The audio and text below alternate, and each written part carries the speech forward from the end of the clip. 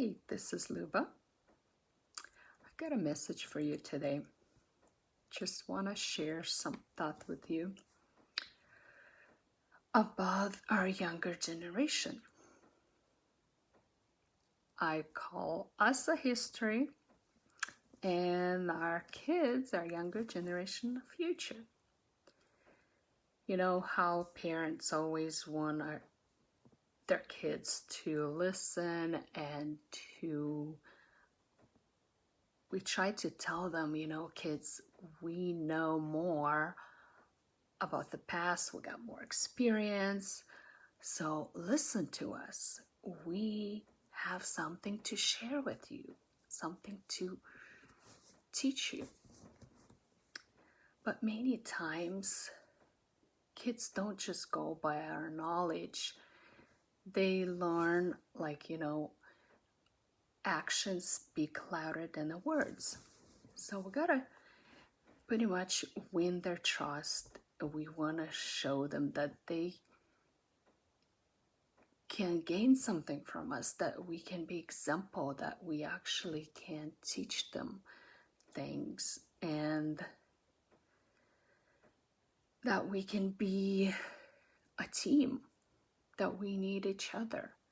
Not just they need us, we need them too. We need future to be better. We need our kids to carry on a healthy generation. And if we could understand them, if we could help them, if we could just help them by understanding them and by helping them discern what's wrong, what's right. And the only way we could do it is not just saying, oh, I'm a parent, oh, I'm older than you, you have to listen to us. But show them that we love them and that we could be a help, that we understand them, where they stand, we understand their world. Because we could be living in the same house, but living in a different world. So, yeah, we could learn a lot from them too. Like, you already noticed that technology is growing so fast and our kids are not afraid to jump into it, and they have something to show us, and we can teach them to be careful, and they can teach us to not be afraid of the future, the technology. There is higher technology in heaven, that it's not something devil creates. It's not the world that Bible is talking about. We cannot be part of the world. We are not supposed to be afraid of it. Media is growing. Everything is through media.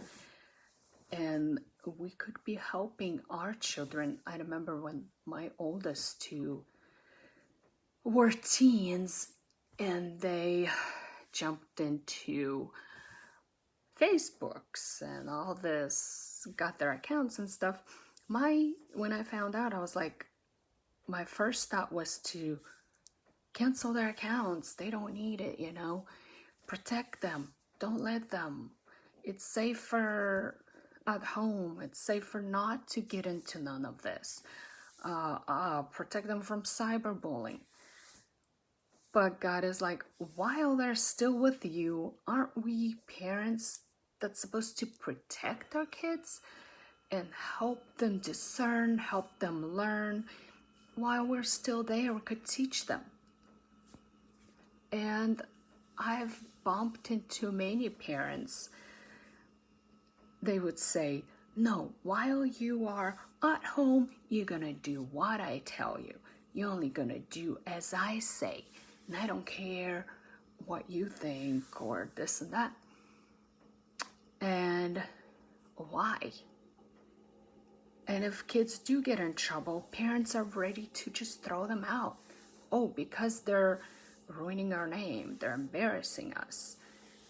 But I heard him preaching one time, and this preacher was talking about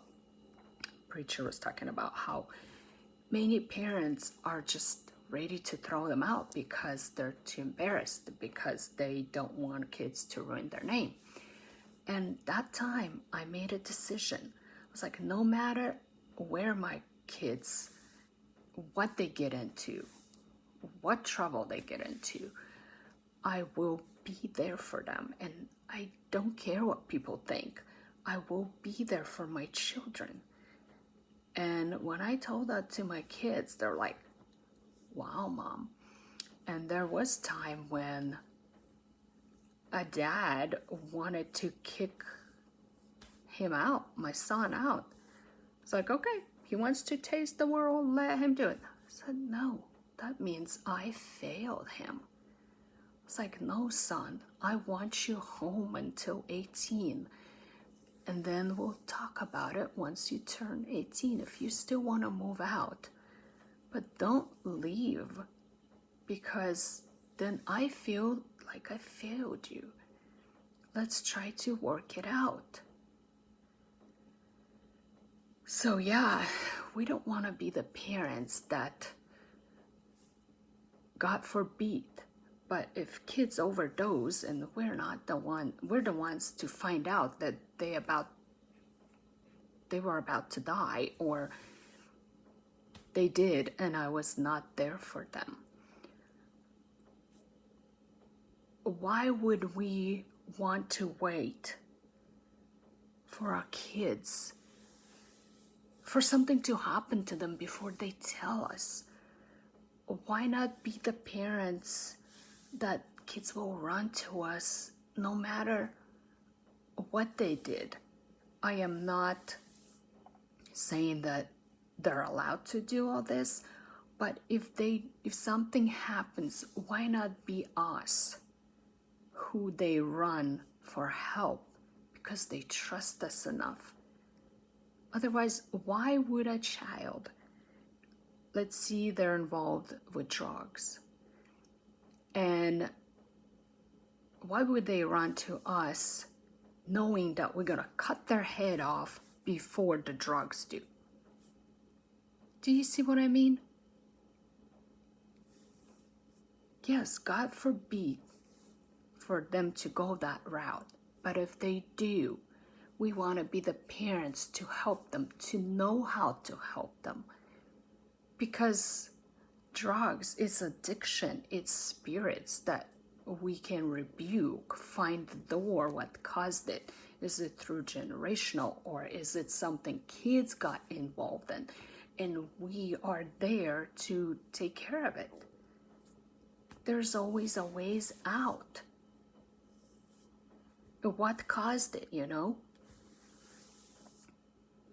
Is it us that not giving them enough attention? Or is it this or that? And how can we help? Try to discover this with them. Try to understand their world. Try to understand what happened. You know what I mean? But we do need each other. We want to prepare our children for the future. We're not there to control them. We can prepare them spiritually, financially, emotionally. Let them mature, let them grow. I honestly wish my parents let me move out at 18 or at least 21. I remember I wanted to move out with my sister so we could mature.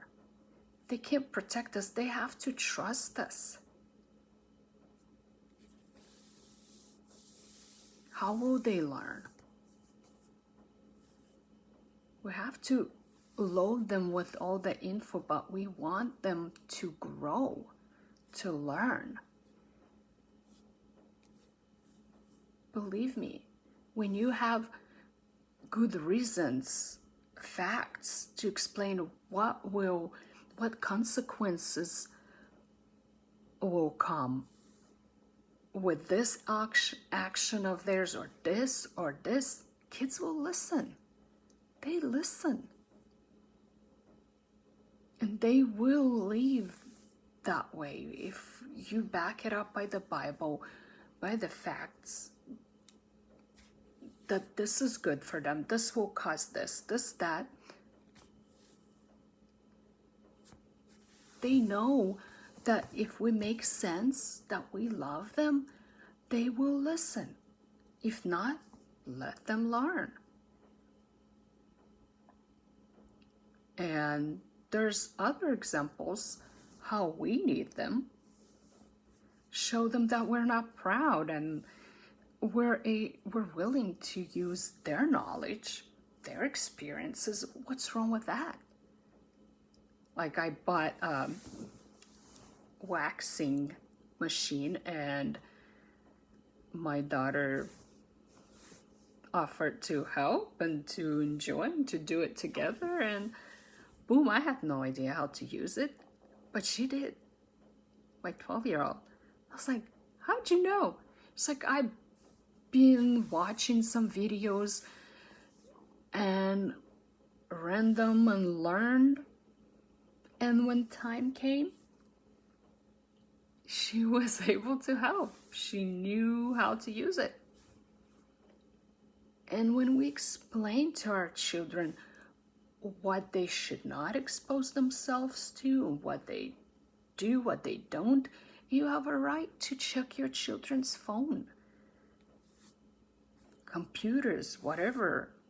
Teach them, check. See if you can trust them, or see if you can put some filters. But I've been checking on my kids and I'm proud of them. They've been doing good. And if I catch them, I teach them again. I tell them about the consequences.